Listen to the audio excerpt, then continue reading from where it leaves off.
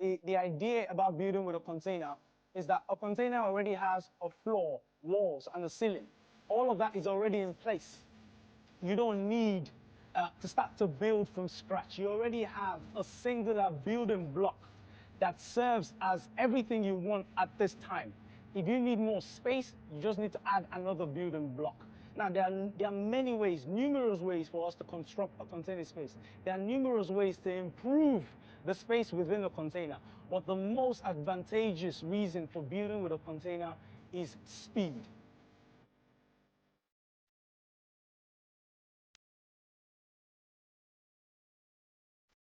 My name is Olaro Abamishile, and I am the CEO of Teen Spaces, where we build and sell container design, construction, architecture, and lifestyle. All of this started from seeing one in school. I went to school in England, and I saw one as a student accommodation where people were put into these places where they were already used as temporary accommodation for people that were homeless. Now, when these people have homes or they've been put into more permanent accommodation, these places, these container houses are free. No one uses them for anything. Now the government now saw, oh, there are students coming in from abroad. Let's use these temporary structures or these structures that we have and use them and rent them out. And that's how I got myself into a container accommodation. And then I thought, how can I take this from what I saw in school and use it here in Lagos? Just given to the fact that Lagos is expensive, property is expensive, there's lack of land, there's lack of good property. If you're not buying expensive, then you can't buy at all.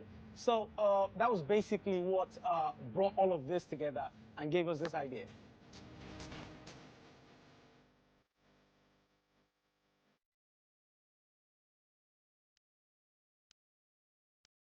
Many people will be thinking, what are the advantages or disadvantages of building with a container? We'll start first with the disadvantages. That's what people want to know. How bad can it get? We're in the tropics. It gets hot. The container is a metal box, as you can see. Metal conducts heat. A lot of people will be like, whoa, I can't live in a place like that. But then there's something called insulation. There are loads of ways you can insulate a container and take it from a heat box to a conducive space. We'll keep that as a range. Heat box to conducive space. Now, between that, there's a whole bunch of materials that you can use based on your budget on what you want. You can start with plywood board. You can insulate with plywood board and put an AC in there and it would function fine for an office, for a site office. But if you're moving up to more residential, more livable space, the way we look at it is when you're insulating a container, how much time is someone going to spend in the container?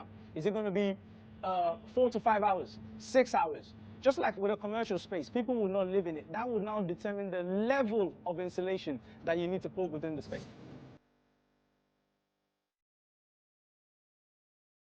Another advantage of using a container as a building is looked at as a semi-permanent structure, which can be made a permanent structure. A semi-permanent structure is a structure that you can relocate.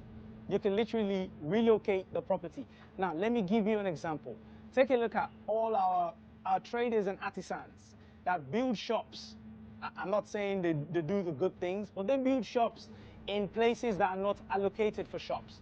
What happens at the end of the day? The government comes and clears them all out, damages their shops. I'm sure we've all seen pictures and videos of shops being damaged. Now, a lot of people have had their shops damaged 2, 3, 4 times, and they still go back and do the same thing. Now, what they can't do is they can't afford land. They can't afford good land that has high footfall to sell their goods. That's why they would always put their shops or pitch their tents on the sides of the road. Why not build your shop with a container? And then when the government comes, you carry your stuff and you move away. That is the biggest advantage here. So starting from a 40-foot container to a 20-foot container, and then our bespoke 10-foot containers. These units are movable. We literally build a base for them. We land them on the base. If anything happened, you can move the container away within the space of 1 hour. So if the government is coming and you needed to move your building, or you planned to move your building, then doing that you won't lose your investment. The idea here is to build something where you don't lose your investment when something goes wrong.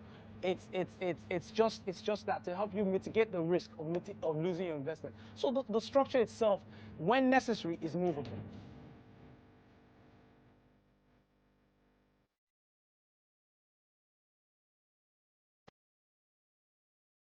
Basically, you come up to us and tell us, I need a shop for selling materials, selling wigs.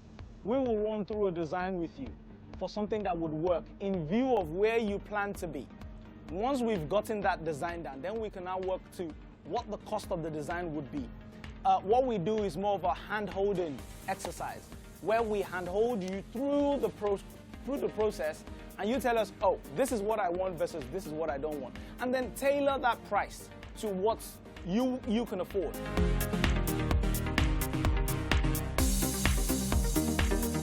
Now, everyone thinks that contain are mundane. How do you take something that's looked at as mundane on a day-to-day basis? Containers are an afterthought. How do you take that from an afterthought into luxury? My name is Olaoluwa Bamishile. I'm the CEO, Tin Spaces, where we sell container construction, design, architectural, and lifestyle.